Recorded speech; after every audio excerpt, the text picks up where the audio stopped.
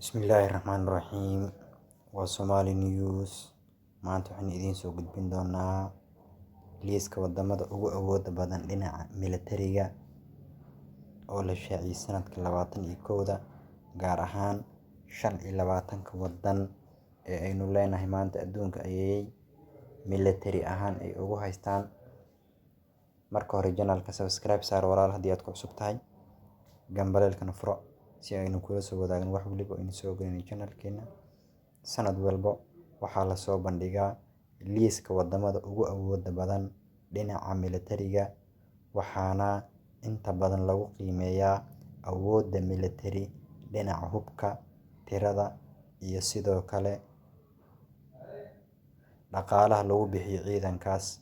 Wargeyska Global Firepower ayaa sanad kasta soo bandhigo qiimeynta 138 wadan ee ugu awooda badan ee dhinaca militariga, waxaana inta badan isbedel ku imaan 5 wadan ee ugu sarreeya dhanka militariga.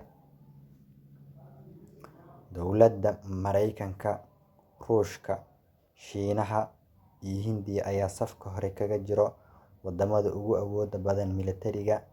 Wadamadan ayaana sanad kasta hogaamiya wadamada ugu awooda badan ama wadamada ugu quwadda badan militariga. Turkiga oo ka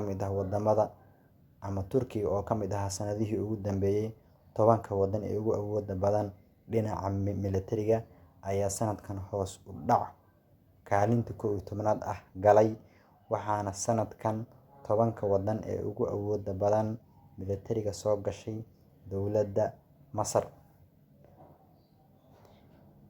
Militariga Sacuudiga ayaa sidoo kale sanadkan ka sare maray militariga Israa'iil oo horey ugu horeeyay, waxaana militariga Sacuudiga sanadkan uu soo galay kaalinta 17aad halka Israa'iilna ay gashay kaalinta 18aad.